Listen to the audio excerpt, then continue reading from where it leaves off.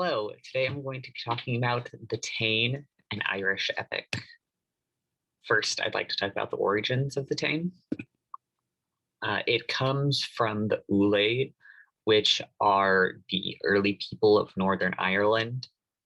They lived um, kind of in this section here from the Middle Ages, from about 400 to the 1700s, and their stories are told in the Ulster cycle, which is a series of about 80 interconnected stories telling various tales of what the Ulaid did, and um, is essentially a orally told history of Ireland and is a large part of their mythology. So the Tain, or the Tain Bó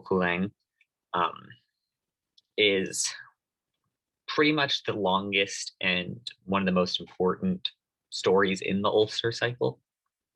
Um, and it, like all the other ones, was told orally. It has a lot of variation, um, and like pieces missing, pieces added. Finding and translating was very difficult to do. There are actually a lot of mythological stories just simply about finding this epic, which I thought was very interesting, such as one where a group of bards got into trouble and they were tasked with finding the entirety of this epic, um, or else they'd be severely punished. And to do so, they had to summon the ghost of um, someone that lived through the Ulster cycle and the Battle of the Tain, um, get the whole story. And to get that story, they also had to like uncover the hide of that guy's pet bull that had the story inscribed on it. Um, and when like actually translating this, there was a lot of difficulty translating it because it was written in so many parts and they were just so scattered that it was really hard to piece them all together to create one long coherent tale. And the actual translating was very difficult. um, some literary people were like, this would be better for an archaeologist to do rather than a literary analyst. um, so let's actually talk about the story of the Tain. The Tain means an attack or raid, and the longer version of the title, Tain Buchlang, means the cattle raid at Cooley. So the beginning of the Tain starts with, at least the version that I read, the Penguin Classics version. Um, it starts with what is called the Pillow Talk episode, and that isn't included in a lot of the versions, but it's a conversation between Mead and Alil, who were just recently married and are now the king and queen of um, a section of Northern Ireland. And they talk about their wealth and how they both come from very wealthy families and believe that they are the wealthiest person in Ireland. But as they compare their wealth, they find that they're equally matched in all things, except Alil has one bull that like sets him above.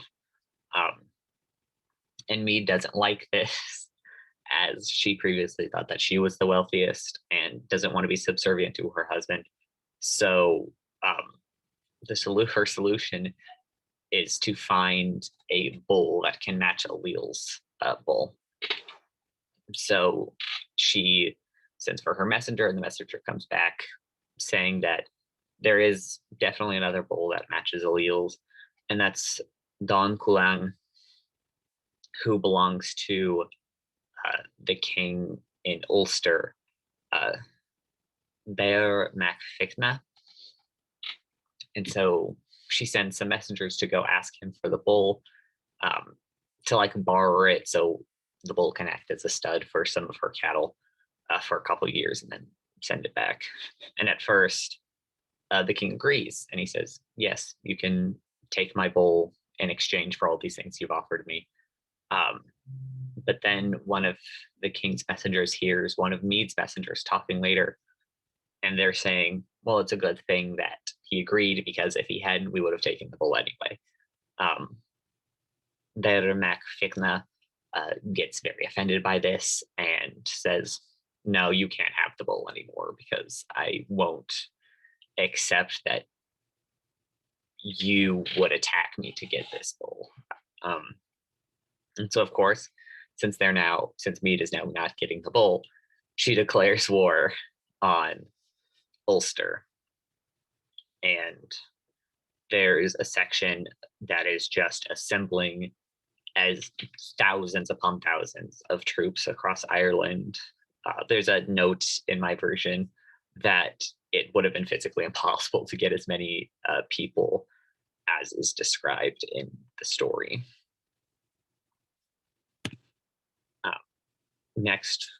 The next general section is the march and meeting the hero of this epic, Cuchulainn. And so when they start this march on Ulster, they're doing so at this time because the men of Ulster are under a curse that isn't really explained in this epic, but is explained in a different story from the Ulster cycles.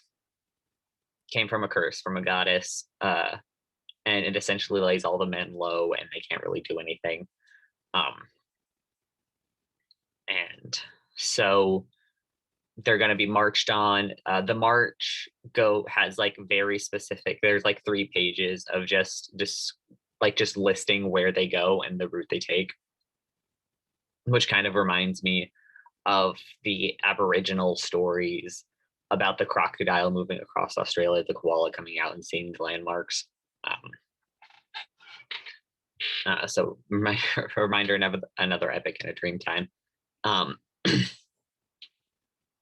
So to defend Ulster, Cuchulainn, who is not affected by the curse for reasons we'll get into a little bit later, goes, and this single man, who is 17 at the time of this story, goes to stop this army.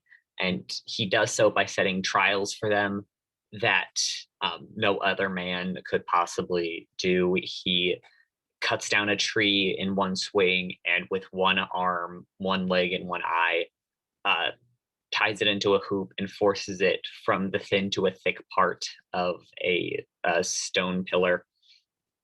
And he carves on it that if a single man can do the same deed that he did, again with the one arm, one hand, one eye, one arm, one leg, one eye, then they can pass. But no man can, so the army takes a different route, and Cuchulainn blocks that route too by ripping a tree out of the land and planting it in the middle of a stream so that they can't ford their chariots down, and inscribes on the tree that they can only pass if a man can rip the tree out with one hand, like Cuchulainn did. And one of the men tries, and Cuchulainn comes and kills him brutally. So we have this single man preventing the march of this entire army by his deeds. And then we kind of have a flashback episode to talk about the boyhood deeds of Cuchulainn. And we see how he, like, my version didn't really have a miraculous birth. There are versions that I think he is descended from gods. But in the version I read, he was just kind of from some small town in Ireland and heard about the men of Ulster, their war games, and specifically the troops at Tain, and decides that he wants to go there when he's 6. And his mom tries to stop him, but he's like, no, no, no, I'm gonna go fight. Um, and so he walks there by himself. There's a lot of uh, just like feats of superhuman strength that are described in this part. When he's walking to a main to get to these troops, he has a stick, a ball, and a javelin, and he throws the three of them one at a time, and then runs and catches all of them before they hit the ground. And they're like, "That's how we got there so fast." Um, Here we see a picture of uh, when Cuchulainn kills a hound at Ulster. Um, and the hound belonged to a very important man, um, who comes out and sees that his hound has been killed. And his solution is to kind of adopt Cuchulainn into his own army and raise him, because he sees that this is a young man with enormous strength and potential. Um, so since he was adopted into Ulster, that is why he is not affected by the curse of Ulster.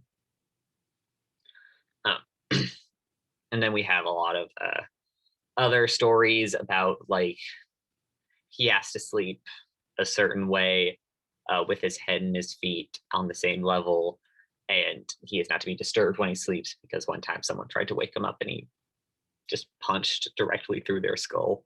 Um, so we see, like, a very early on, that's like hero is not a role model idea, where there's this extremely violent child that is extremely strong, and only gets stronger. And so by the time he's 17, he can intimidate an entire army. Then we can go into the battles of the story, and it kind of like escalates slowly. So since Mead is very intimidated by Cuchulainn, um, she sends a messenger to him to try to like work out some kind of deal. Like, hey, do you want to come more fight for us? Do you want to just let us pass? Do you want something from us? And Cuchulainn doesn't really want anything, but he makes a deal that um, each day Mead will send over one of her soldiers, and that soldier and Cuchulainn will engage in single combat at the ford. And this is Cuchulainn's way of kind of like slowing them down until the men of Ulster get over their curse, because it lasts for a few months. And Mead agrees to this. So for a couple of times, she sends one soldier out there, and the soldier and Cuchulainn will fight. Cuchulainn wins because, in like various fantastical ways, there's one part where it looks like he's flying because he's like running on top of birds. But yeah, one battle is particularly tough for him because they got like one of the other greatest warriors in Ireland, and he has to rest. He rests for 3 days, and is healed by this goddess. But during those 3 days, some of the men of Ulster are able to come out and help fight. But it's a youth corps that gets just absolutely slaughtered by the Irish army. And so when Cuchulainn is healed from his wounds after 3 days of rest, he resumes that single combat that was going on beforehand, because he recognizes that like they need the rest of the men before they can fully attack this army. And at this point, Mead is kind of getting frustrated, and so what she does is she gets Fergus, who is Cuchulainn's foster father. And Cuchulainn doesn't want to fight his foster father, so he makes a deal with Fergus that's like, I don't want to fight you, you don't want to fight me. I will yield to you now if the next time we meet, you will yield to me. And Fergus agrees, and the single combat is over for that day, but neither side really advances. So Mead finds for the ad Cuchulain's foster brother, who is also a magnificent warrior in Ireland.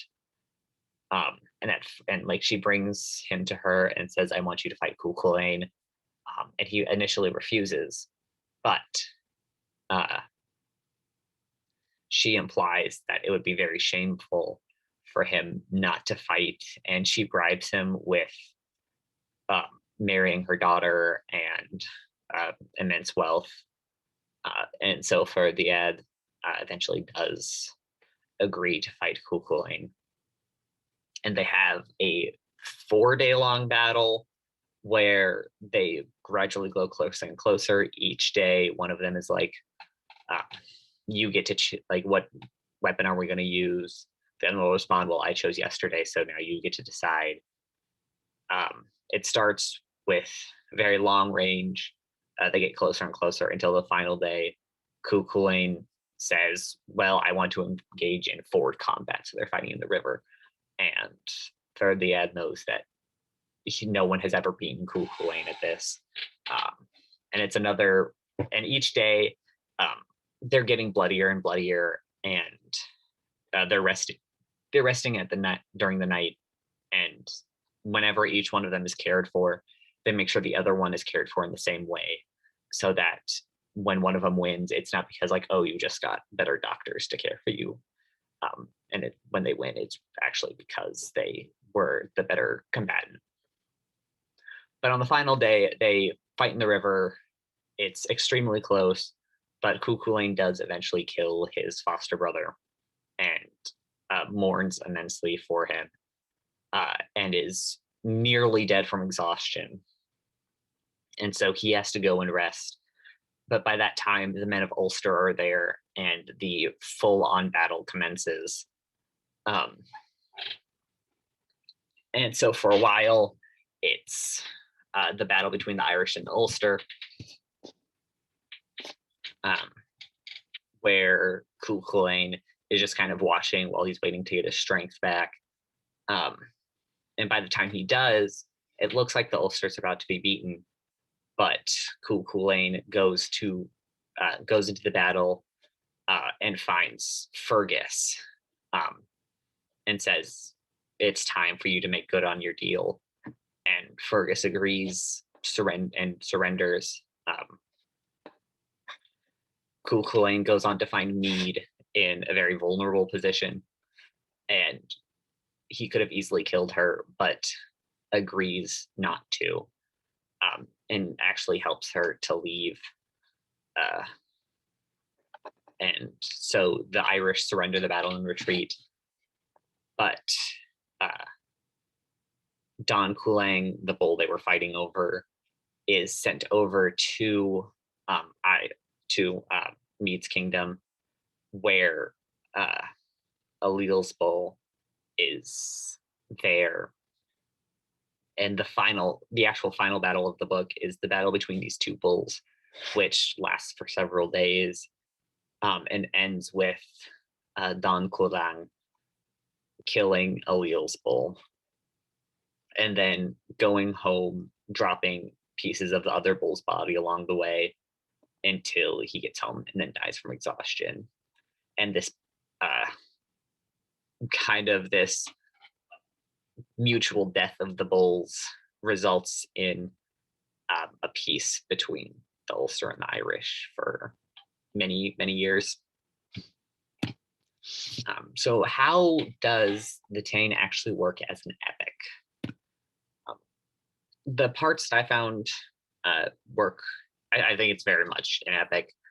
So beginning with the origins and cultural significance, it's definitely set during a dream time. It's got this Middle Ages, almost prehistoric people that have created so much of the mythology of Ireland. So the time of the Ulaid is definitely the dream time of Ireland. A big part of the Tain is describing the origins of names, and specifically the names of places. There are several times throughout the story where some grand event will happen to the landscape, like a furrow will be made or through a forest. And it'll say, and that's why this place is called this name, and it looks like this. Which, like, obviously that's not what happened. It's more just like putting a story behind a name that was already there. But I think that's really important because like it really um, shows that like the land and the way that like it being shaped by the people is very important to this story and very important to the people that are telling the story. In terms of the story and characters, we see Cuchulainn definitely as a typical epic hero. He's not necessarily beginning the protagonist at the beginning, because the first part of the book focuses on Mead and Leal and their fight over their wealth and the want to get the bull. But slowly throughout the book, it focuses more and more on Cuchulainn until by the end he is the protagonist. Like I said earlier, he had all of these boyhood deeds. He has these superhuman strength. He has these connections with the gods. And he fights for the protection of the people of Ulster when they can't. But he's also not a role model. He's absolutely feels that hero is not a role model idea because he is extremely violent. He kills people just like in the most brutal ways. And this has probably been one of the goriest books that I have read in a while. One part describes how Cuchulainn cleaved a man in half to his navel, and they had to tie the two pieces of the body to a chariot. And as they were dragging the body behind the chariot, the two pieces would separate on the rocks and then come back together. It described how like there were this like whole and like just how easily he killed all these men. During the battle scenes, there's one where it describes that there were holes big enough in the men that birds could fly through them without a problem. And Cuchulainn is also very smart. He knows what Mead wants and how to kind of manipulate her into doing the things that he wants because he doesn't really care. Like Mead offers herself, her some riches, but Cuchulainn's like, no, our deal is single combat so that I can hold your army back until the Ulstermen are ready to fight. There's a lot of description of like charioteers and their role in this. And there's a part where a messenger comes to Cuchulainn with like its charioteer and a messenger, and Cuchulainn like kills the messenger and says something along the lines of like, I don't kill the charioteer, you're not a part of this. But like as the charioteer is leaving, he justifies that he is a part of this and then kills him from behind. So he's like, just his solution to problems is always violence. And it's always brutal. So he's definitely not like a morally upstanding person, and definitely a traditional epic hero. In terms of like the story and the setting, I talked earlier about the descriptions of the places and place names. And we have this entire book dedicated to the march of the Irish army. So you can really see that there's like a grand scale to this. It's about a journey, and it's about a journey throughout a lot of Ireland. And it's very important to this story that you really know what parts of Ireland and how those parts are affected by the story and how the story affects those parts of Ireland. Then we have the lesson. What does this story mean? Why do people tell it? And generally, what I found from it is that at the end of the book, there's a um, kind of directly stated lesson that it was foolish for the Irish to go on this march, um, and that the problem was the march was led by a woman. Uh, and there's definitely a lot of like men being in charge of women throughout the story, which that's what the culture was. That's what happens. But what really I think is like the center of this is kind of an idea of like honor and promises. A lot of the men are kind of pushed into doing things they don't want to do because their honor is threatened. If someone makes a promise in this story, then they are really bound to it. They will not break that promise, even if it puts themselves in danger or it loses an entire war for them. So we see kind of how this like idea of your reputation is your reputation and your word is very important to this early Irish culture. Um, so yeah, that's uh, these are my works cited. The book itself, a analyzation of the places, and just like Wikipedia for some background information. Uh, but that was my presentation on the Tain as an epic. Thank you for watching.